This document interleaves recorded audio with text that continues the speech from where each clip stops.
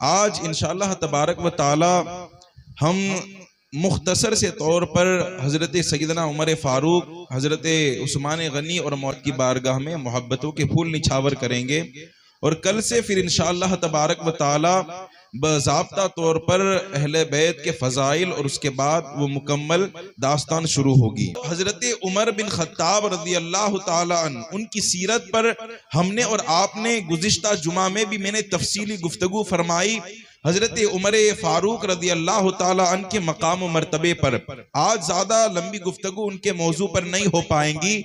आप देखिए उनका दौरे खिलाफत और उन्होंने जो मोहब्बत का मुजाहिरा फरमाया, हुजूर से मोहब्बत का जो रिश्ता बताया, अल्हम्दुलिल्लाह हमारे लिए वो एक मेयार है कि जिस मेयार में हम अपने ईमान को तोल सकते हैं और अपने ईमान को टटोल सकते हैं। हजरत उमर फारूक का दौरे खिलाफत ऐसा दौर था कि जिसमें आपने पूरे अदलो इंसाफ के साथ और पूरी दयानतदारी के साथ उस पूरे दौर को निभाया। और उस पूरे दौर में हजरत उमर ने ऐसा आदिलाना इंसाफ और ऐसे ऐसे आपने तारीखी फैसले फरमाए कि जिससे आज हजारों लोग उसका फायदा उठा रहे हैं। आज हमारे और आपके दरमियान आप देख रहे हैं, अगर हमारे यहाँ अगर कोई चोर हो यानी अगर कोई गुनाह करने वाला हो तो एक ओहदा और एक पूरा डिपार्टमेंट उसके लिए बनाया गया है और वो डिपार्टमेंट है पुलिस वालों का। यानी पुलिस का वो ओहदा है कि जो चोर को पकड़ेंगी, मुजरिम को सजा देंगी। जानते हैं ये तरीका किसने राइज किया?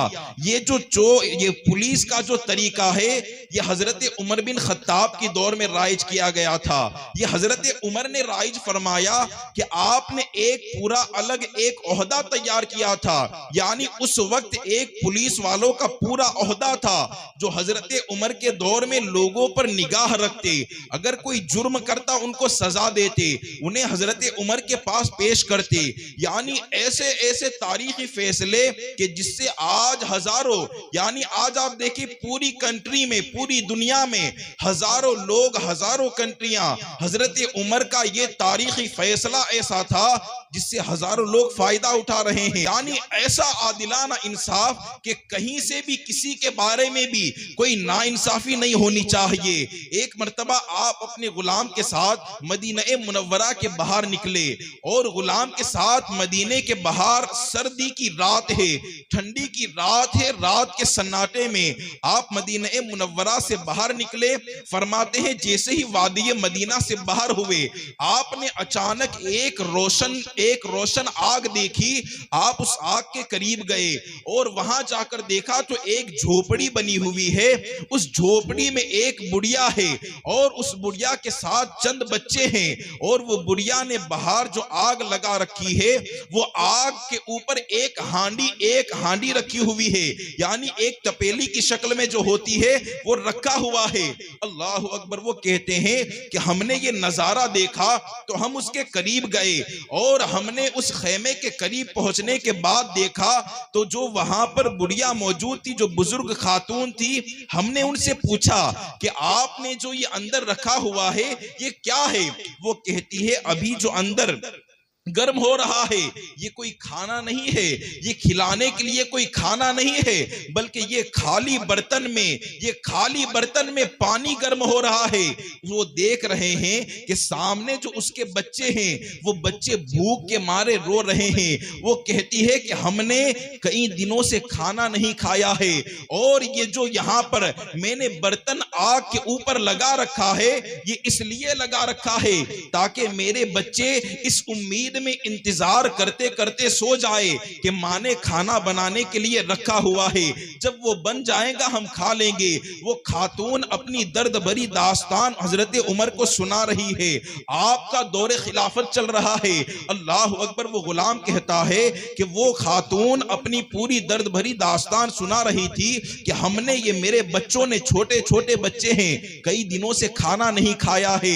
आज मैं ये पानी गर्म कर रही हूं, इस इंतजार में कि मेरे बच्चे आस में उम्मीद लगाकर इंतजार में सो जाएं। अल्लाह अकबर। कहते हैं क्या आपको कोई शिकायत नहीं है? वो बुढ़िया और बुजुर्ग खातून कहती है हमारी इस हालत से वो बेखबर है, क्या उन्हें हमारे हाल का कोई खबर, हमारे हाल की कोई खबर नहीं है? वो खातून जानती नहीं थी कि अमीरुल मोमिनीन उनके सामने खड़े हैं, हजरत उमर उनके सामने खड़े हैं, जिनके खिलाफत का दौर चल रहा है वो उनके सामने खड़े हैं। क्योंकि वो पहचानती नहीं थी, कभी हजरत उमर को देखा नहीं था, तो शिकायत करने लगी कि इस दौर के जो खलीफा है क्या उन्हें हमारा हाल मालूम नहीं कि हम कई दिनों से भूखे पड़े हैं। अल्लाह अकबर। हजरत उमर कहने लगे क्या ऐसा भी तो हो सकता है कि आपका हाल उनको पता ही नहीं? उनके तो बड़े उमूर है, उनको तो बड़े काम अंजाम देने होते हैं, वो आपका ख्याल कैसे रख पाए? अल्लाह अकबर। वो बुढ़िया और बुजुर्ग खातून कहती है कि एक अमीर का काम होता है, जो अपने वक्त का खलीफा होता है, रियाया का ख्याल रखना होता है। रियाया अगर गम में हो तो उसके गम में साथ देना होता है, ये एक खलीफा का काम है। यानी वो सारी बातें खोलकर हजरत उमर के सामने करने लगी कि ये जो खलीफा है ये जिम्मेदार है, और आज अगर हम इस हालत में हैं तो इसका जिम्मेदार भी वही खलीफा है। अल्लाह अकबर। जब ये कलमे सुने तो आपके दिल पर ऐसा असर किया कि आपने अपने गुलाम को लिया, कहा अब मदीना मुनव्वरा चलते हैं। मदीना मुनव्वरा में दाखिल हुए और वहां आने के बाद आप जहां पर खाने का साजो सामान रखा करते थे, आप उस गोडाउन के पास गए और अंदर से खाने की बोरी निकाली, और वो खाने की बोरी अनाज से भरी हुई है। आप गुलाम से कहते हैं कि ए गुलाम, ये अनाज की बोरी उठाओ, मेरे कंधे पर रखो। अल्लाह अकबर। गुलाम कहता है आप खलीफा है, आप इस वक्त के अमीर है, मैं आपका गुलाम हूं, आप मेरे कंधे पर इसे रख दें। लेकिन अल्लाह अकबर, ये अल्लाह का खौफ कैसा। हजरत उमर फरमाते हैं कि ए गुलाम सुनो, वो बुढ़िया अगर मुझसे शिकायत कर रही है, मुझे खौफ आता है कि कयामत के मैदान में अगर अल्लाह ने मुझसे सवाल कर लिया कि तुम्हारी रियाया में ऐसे दर्द लेकर एक खातून अपनी दास्तान सुनाती रही लेकिन तुमने उसका ख्याल न किया। हजरत उमर फरमाते हैं मैंने उस बोरी को अपने कंधे पर लिया, अपने वक्त का खलीफा है, 22 लाख या 24 लाख मुरब्बा मील पर हुकूमत करने वाला वो ऐसा बादशाह है कि जो एक आटे की बोरी को लेकर अपने कंधे पर सवार होकर उस बुढ़िया की खिदमत करने को जा रहा है। बताओ ऐसा खलीफा कहाँ होगा। आज अगर कोई एक गांव का सरपंच बन जाए तो उसके तेवर बदल जाया करते हैं, उसके रहने का मिजाज ठाट बदल जाया करता है, लेकिन ये एक ऐसे खलीफा है जिनकी हुकूमत आधी दुनिया पर कायम है, लेकिन यहाँ इखलास का, खौफे इलाही, खौफे खुदा का हाल ये कि रात के सन्नाटे में आप आटे की बोरी उठाकर उस खातून के दरवाजे पर जाते हैं।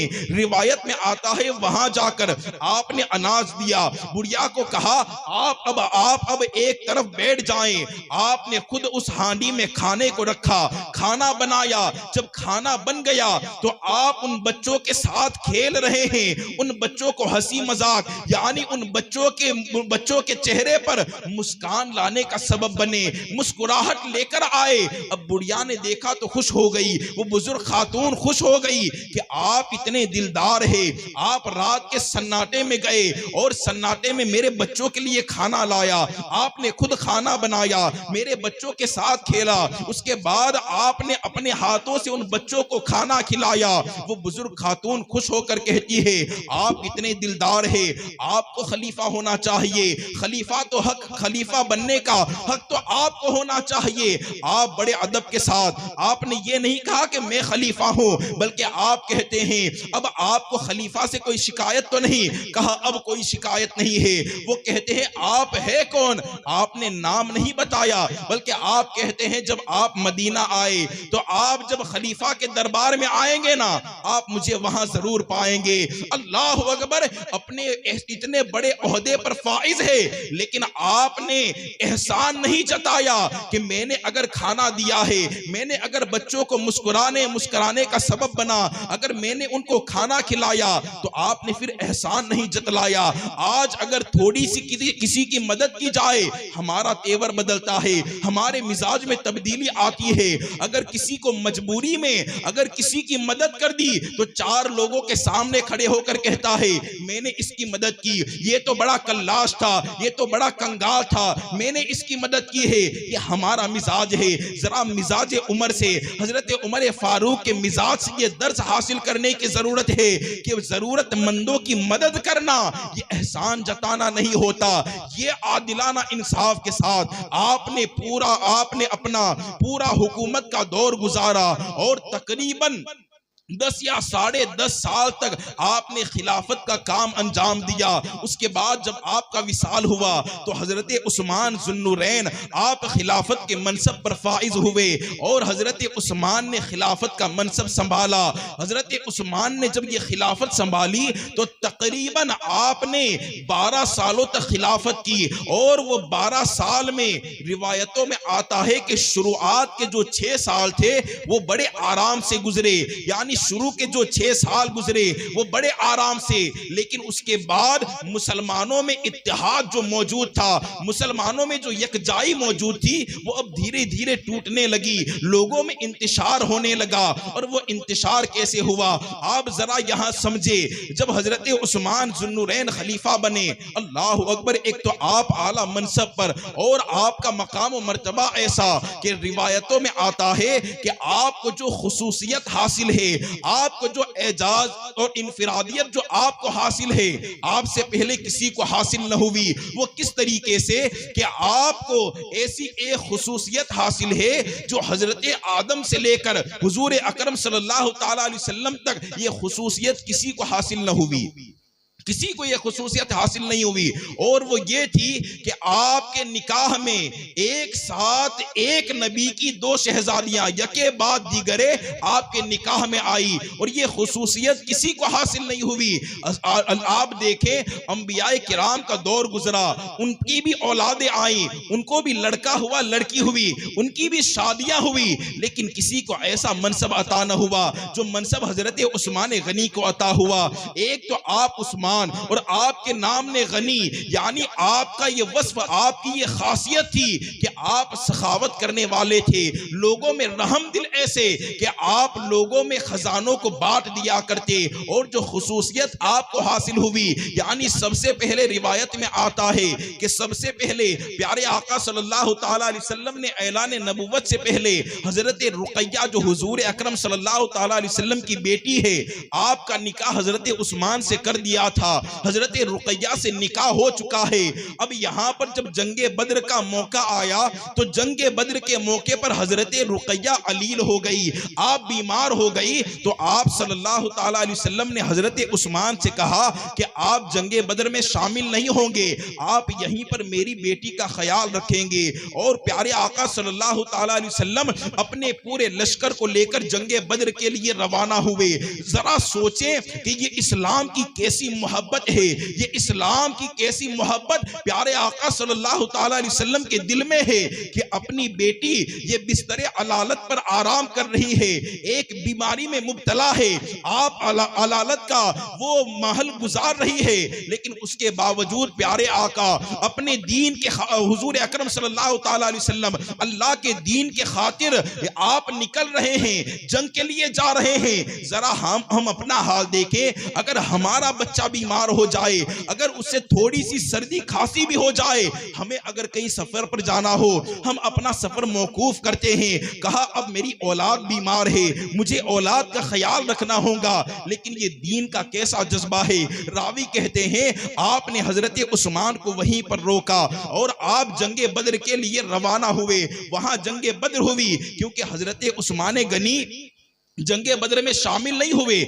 लेकिन आपका नाम बदरी सहाबा में मौजूद है। आपको जो जंगे बदर में माले गनीमत आया, आपको उससे हिस्सा भी दिया गया। वो इसीलिए कि प्यारे आका ने यह हुक्म दिया था कि आप यही रहेंगे, इसीलिए माले गनीमत भी मिला और बदरी सहाबा में आपका नाम भी आया। तो रावी कहते हैं हम जंगे बदर में मौजूद थे, यहाँ आपकी बेटी बीमार थी। अब वहां जब हमने जंग को फतह कर लिया, जब बदर के मैदान में हम फतह याब हुए, तो वहां से हजरत ज़ैद बिन हारसा ये फतह याबी की खुशखबरी लेकर मदीना मुनव्वरा में दाखिल हुए। अब जैसे ही वो मदीना में आते हैं तो यहाँ जन्नतुल बकी में यहाँ हजरत रुकैया का इंतकाल हो चुका है, और लोग वहां पर जो सहाबा किराम मौजूद थे वो जन्नतुल बकी में हजरत रुकैया को तदफीन करके वहां से निकल रहे थे। और वहां से हजरत ज़ैद बिन हारसा आए और जंगे बदर की फतह याबी की खुशखबरी सुनाई। अल्लाह अकबर।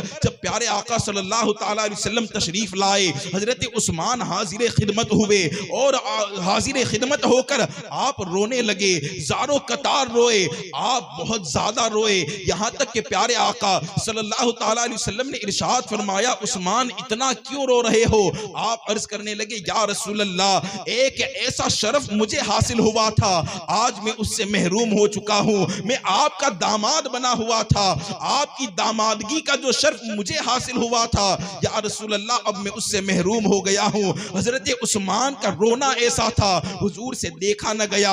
हुजूर अकरम सल्लल्लाहु ताला अलैहि वसल्लम ने हजरत उस्मान से कहा, ए उस्मान देखो, यहाँ जिब्राइल खड़े हैं और जिब्राइल ये पैगाम सुना रहे हैं कि या रसूल अल्लाह, आप अपनी दूसरी बेटी का निकाह हजरत उस्मान से फरमा दें।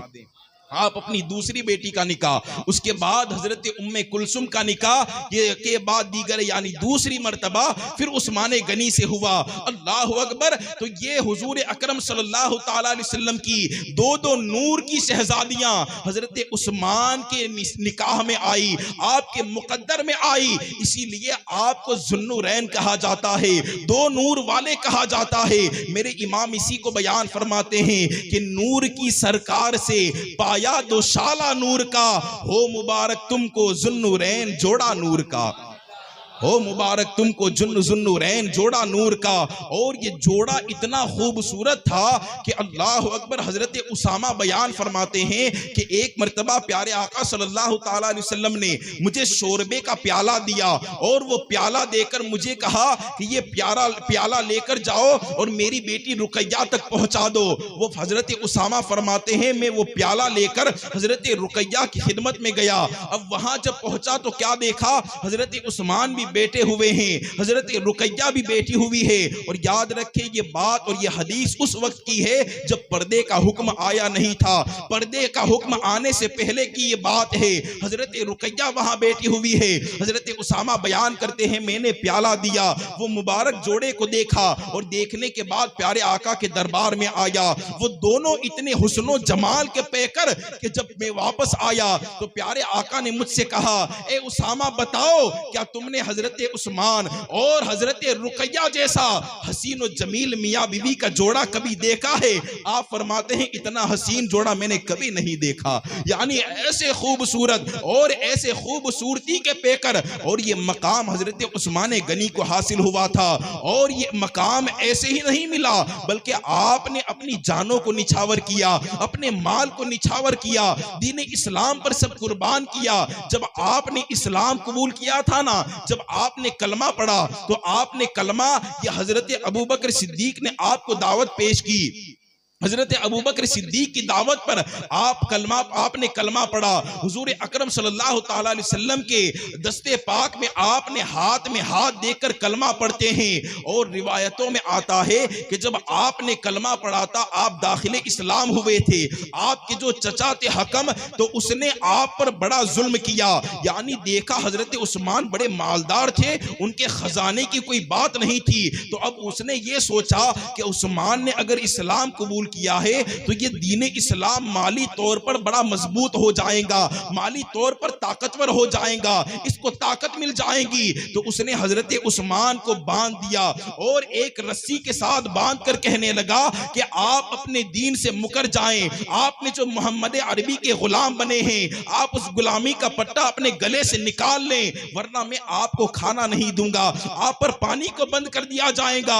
हजरत उस्मान फरमाते हैं, ए चचा सुनो, अगर भूख के मारे मेरी जान भी निकल जाए, जान निकलना बर्दाश्त है, लेकिन मोहम्मद अरबी की गुलामी कभी नहीं छोड़ सकते। अल्लाह अकबर, ऐसा ईमान मजबूत हजरत उस्मान का ऐसा ईमान था, ऐसी हुजूर से मोहब्बत थी कि हुजूर के खातिर सब कुछ कुर्बान करने को तैयार थे। और शर्मो हया के ऐसे पेकर आप में शर्मो हया ऐसी पाई जाती थी। रिवायतों में आता है कि हुजूर अकरम सल्लल्लाहु ताला अलैहि वसल्लम इरशाद फरमाते हैं कि उस्मान वो है कि जिससे अल्लाह के फरिश्ते भी हया फरमाते हैं, उस्मान वो है जिससे अल्लाह के फरिश्ते भी हया फरमाते हैं। और हजरत उस्मान खुद फरमाते हैं कि जब मैंने कलमा पढ़ा और मैं दाखिले इस्लाम हुआ तो मैंने अपना हाथ हुजूर के दस्ते पाक में दिया था, यानी हाथ में हाथ देकर मुसलमान हुआ था। हजरत उस्मान फरमाते हैं उसके बाद मैंने वो हाथ कभी मैंने अपने शर्मगाह को नहीं लगाया, कभी मैंने वो हाथ शर्मगाह को नहीं लगाया। और फरमाते हैं जब मैंने दीन इस्लाम को कबूल किया उसके बाद से मैंने कभी अपनी शर्मगाह की तरफ निगाह उठाकर नहीं देखा, यानी शर्मो हया के ऐसे पेकर कि आपकी हया से फरिश्ते भी हया फरमाते। हजरत आयशा सिद्दीका रदी अल्लाह ताला अन्हा रिवायत फरमाती हैं कि एक मर्तबा प्यारे आका सल्लल्लाहु ताला अलैहि वसल्लम अपने हुजरे पाक में आराम फरमा रहे हैं और आपके आराम फरमाने का अंदाज ये है कि आप लेटे हुए हैं और लेटते हुए आपने जो तहबन पाक पहनी हुई है वो तहबन का थोड़ा सा टुकड़ा आपकी पिंडलियों से हटा हुआ था, यानी आप सल्लल्लाहु ताला अलैहि वसल्लम की ये जो पिंडलियां है वो नजर आ रही थी। अल्लाह अकबर। वो हजरत आयशा फरमाती है कि ये अंदाज हुजूर के बैठने का था। अब वहां पर दस्तक हुई, हजरत अबू बकर सिद्दीक ने दरवाजा खटखटाया, आपने फरमाया दरवाजा खोल दिया जाए, अंदर बुला लो। हजरत अबू बकर अंदर आए, उसके बाद वापस दरवाजे पर दस्तक हुई, उसके बाद हजरत उमर हाजिर हुए, कहा उमर को अंदर भेजा जाए।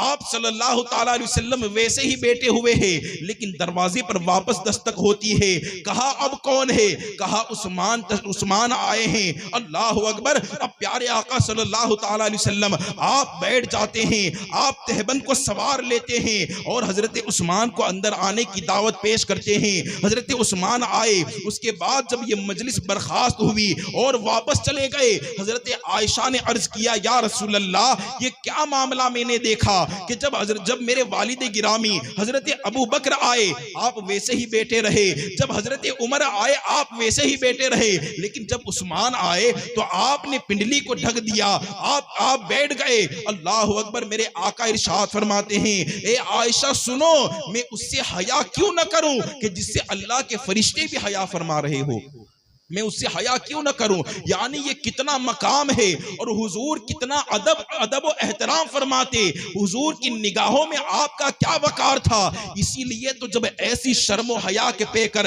इसीलिए तो हुजूर की दो बेटियां हुजूर अकरम सल्लल्लाहु ताला अलैहि वसल्लम ने आपको अता फरमा दी। ऐसे ही ये मनसब अता नहीं होता, ऐसे ही ये दर्जा अता नहीं होता। हजरत उस्मान गनी, इस्लाम से मोहब्बत ऐसी आपको, आप वो दौरे खिलाफत पढ़े तो सही, प्यारे आका सल्लल्लाहु ताला अलैहि वसल्लम ने इरशाद फरमाया था हजरत उस्मान गनी को कि ए उस्मान तुम पर एक वक्त ऐसा आएगा कि तुम्हारी कमीज लोग निकालना चाहेंगे, लोग छीनना चाहेंगे, लेकिन तुम अपनी कमीज छोड़ना नहीं, अपनी कमीज को आप किसी के हवाले न करना। अल्लाह अकबर। जब ये आपने सुना तो आपको उस वक्त तो बात समझ में न आई, हो सकता है हमें भी समझ में न आई हो, लेकिन मैं आगे आपको बताता हूं कि उसका मतलब क्या था। उसके बाद दूसरी रिवायत में प्यारे आका सल्लल्लाहु ताला अलैहि वसल्लम ने हजरत अबू मूसा अशअरी इस रिवायत को नकल करते हुए फरमाते हैं कि प्यारे आका एक मर्तबा बाग में जलवा फरमा है, हजरत अबू बकर की आमद हुई तो प्यारे आका ने इरशाद फरमाया दरवाजे पर जाओ और वहां जाकर जो आने वाला पहला शख्स हो उसको जन्नत की खुशखबरी सुना दो। अल्लाह अकबर। हजरत अबू मूसा अशअरी फरमाते हैं मैं दरवाजे के पास पहुंचा, दरवाजा खोला तो देखा अबू बकर आए हैं। मैंने कहा हुजूर अकरम सल्लल्लाहु ताला अलैहि वसल्लम ने आपको जन्नत की खुशखबरी सुनाई है।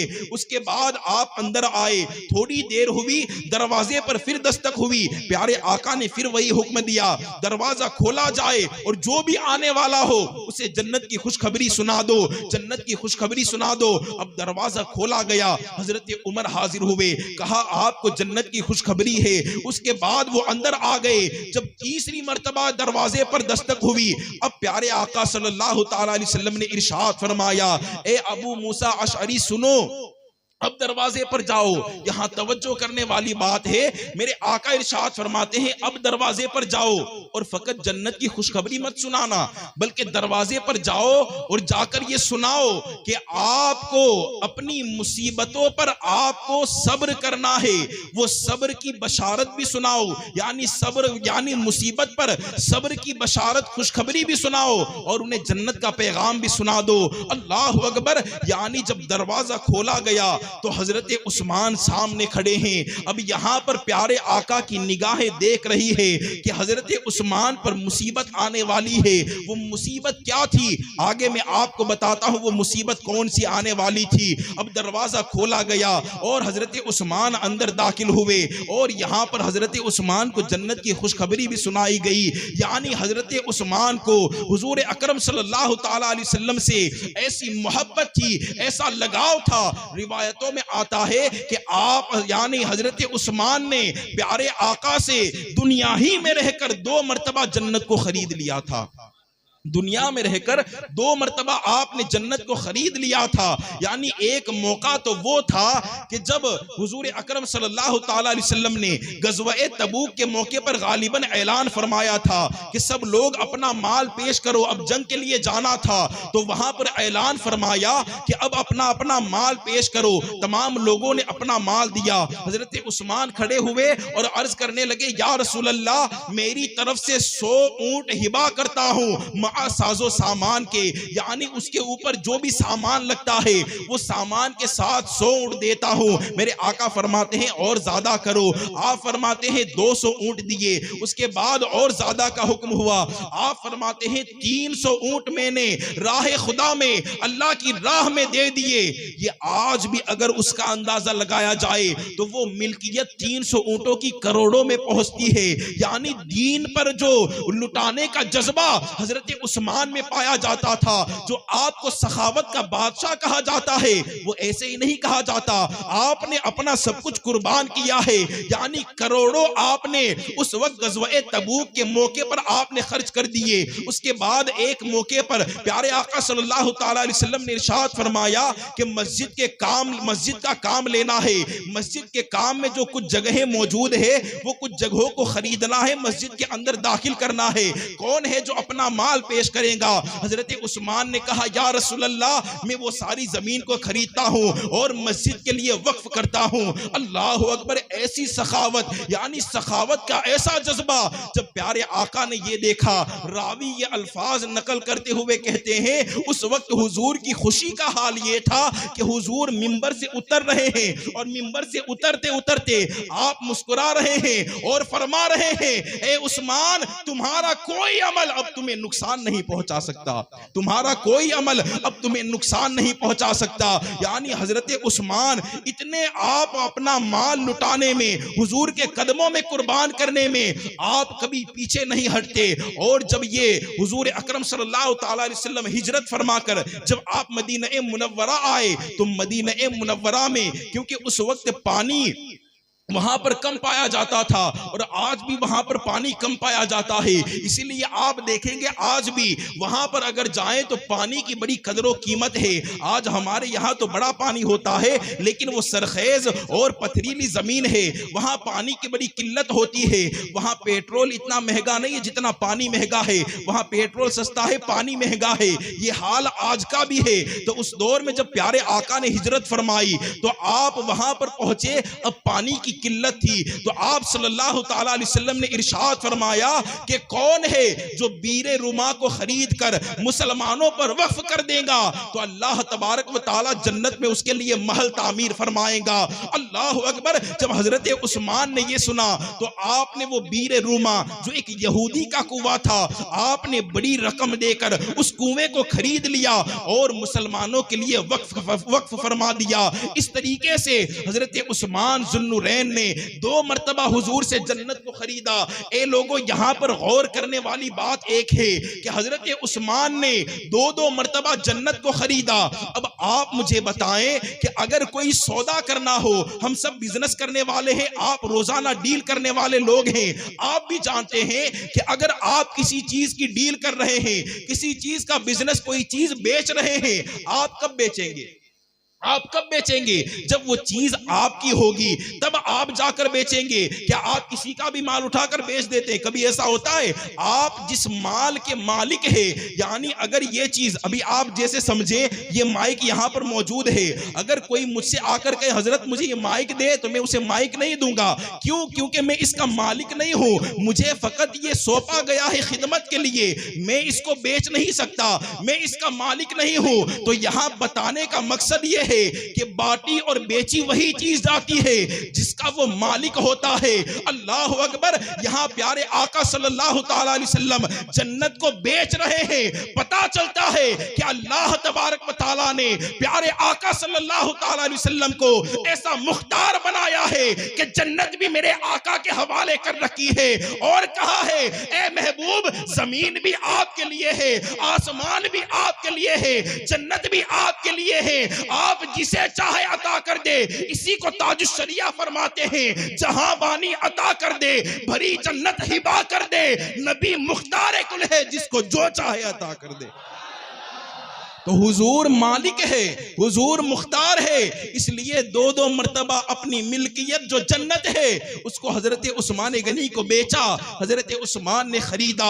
ये हजरत उस्मान है जिन्होंने ऐसी मोहब्बतों का मुजाहिरा फरमाया।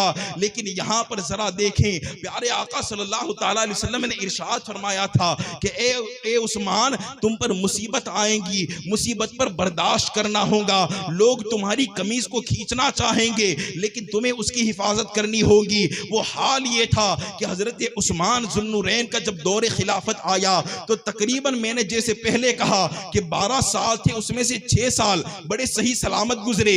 लेकिन वो 6 साल के बाद ये मुसलमानों में इत्तेहाद टूटने लगा था, मुसलमानों में तफरका होने लगा था।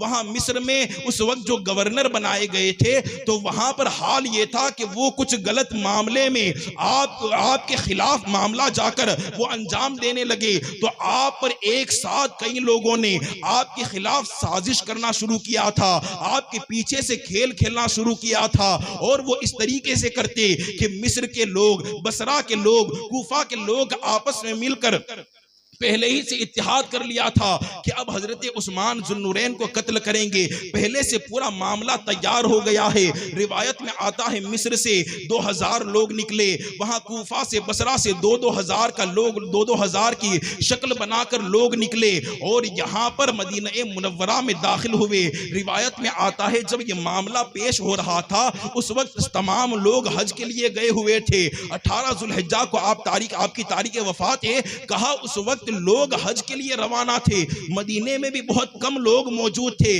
अब वो लोगों ने इस मौके का फायदा उठाकर कि अब मदीना खाली होगा, अब उस्मान के पास जाते हैं और सारा मामला वजाहत करते हैं। वजाहत मिल गई तो ठीक है, वरना शहीद कर देंगे, उन्हें कत्ल कर देंगे। अल्लाह अकबर। अब तमाम लोग मदीना मुनव्वरा में आए और कहा जाता है जहां आपका घर मौजूद था, आपके घर का मुहासरा कर लिया, आपके घर की चारों तरफ खड़े हो गए और आपको अंदर से निकलने नहीं दिया गया।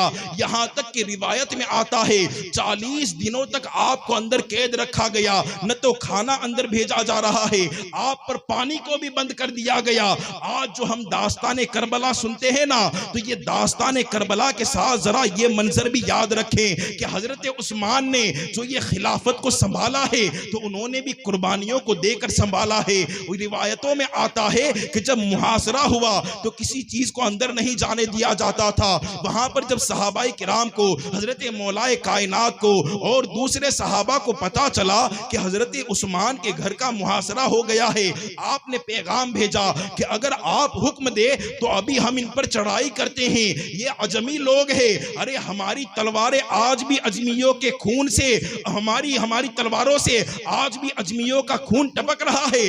आप अभी हुक्म दे, अभी इन पर हमला करते हैं। लेकिन अल्लाह अकबर, आपके दिल में हुजूर के मदीने का ऐसा एहतराम, आप फरमाते हैं नहीं नहीं, ये हुजूर का हरम है, ये दयार मदीना है। उस्मान ये कभी नहीं चाहेगा कि हुजूर के दयार को खून से नापाक किया जाए, हुजूर के दयार में, हुजूर के हरम में खून बहाया जाए। आपने मना फरमा दिया। जरा सोचे, जान सर पर खड़ी है, लेकिन उसके बावजूद भी मोहब्बत रसूल का तकाजा कह रहा है कि नहीं, हुजूर का हरम मेला नहीं होना चाहिए। ये मुहासरा चलता रहा, यहां तक कि रिवायतों में आता है कि उसके बाद तमाम सहाबाए किराम ने अपनी अपनी औलादों को वो मुहासरे में भेज दिया और कहा कि आप भी उनका मुहासरा करें, उनके इर्द गिर्द में जमा हो जाए। आप जानते हैं उनमें कौन कौन मौजूद थे उस मुहासरे में? हजरत इमाम हसन भी मौजूद है, हजरत इमाम हुसैन भी मौजूद है। अल्लाह अकबर, ये अहले बैत में और सहाबा में मोहब्बत थी कि जो आपस में एक दूसरे के लिए मुश्किल वक्त में खड़े हो जाते, लेकिन आज उन्हीं के नाम पर हमें बहकाया जाता है। अल्लाह अकबर, जब मुहासरा हो गया और आपको खाना भी नहीं दिया गया, आपको पानी भी नहीं दिया गया, अब अंदर आपकी अहलिया भी मौजूद है। आप अपनी मकान की छत पर गए और छत पर जाने के बाद आपने ऐलान किया, ए लोगों, मैं ही वो हूं कि जिसने तुम्हारे ऊपर पानी का कुआं खरीद कर मैंने वक्फ कर दिया था। जब तुम्हें पानी की जरूरत थी मैंने पानी दिया था, जब खाने की जरूरत थी खाना दिया था, सवारी की जरूरत थी सवारी दी थी। जिसने पानी तुम्हें दिया, आज उसी उस्मान पर तुमने पानी को बंद कर दिया। अल्लाह अकबर, लेकिन उनके दिलों पर बात असर न करी, बल्कि यहां तक कि जब एक अरसा गुजर गया, एक रात में आप आराम फरमा रहे हैं कि सरवरे कायनात सल्लल्लाहु ताला अलैहि वसल्लम ख्वाब में तशरीफ लाते हैं। आप फरमाते हैं, उस्मान क्या चाहते हो? आप कहें तो आपकी हिफाजत हो जाएंगी, और अगर आप चाहें तो आप मेरे करीब आ जाएं, आप मेरे पास आ जाएं। अल्लाह अकबर, जब एक सहाबी को यह मुजदा मिला, आपने कहा, या रसूल अल्लाह, ये हमारी हिफाजत क्या चीज है? हम तो आप ही के लिए दुनिया में आए, आप ही के लिए सब कुछ है।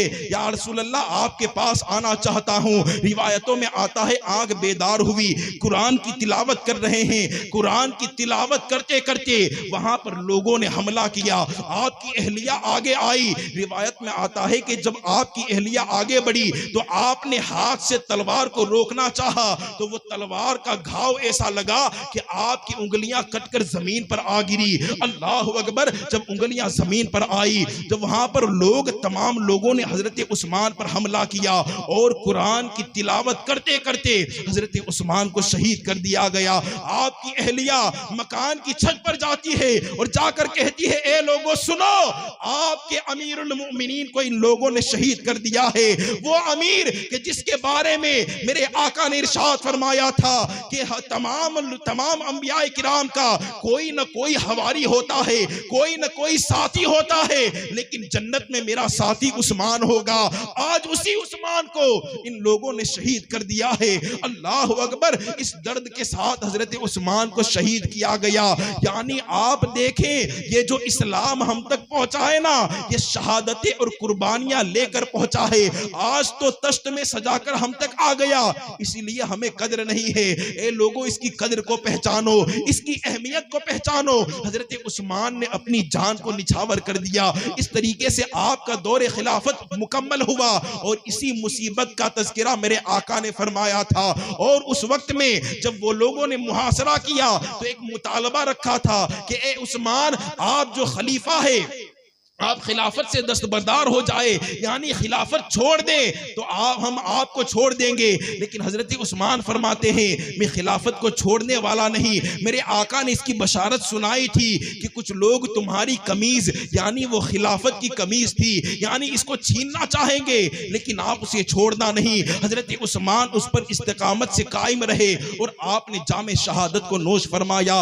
इस तरीके से हजरत उस्मान ने अपनी जान को निछावर किया और दीन इस्लाम के परचम को बुलंद किया। तो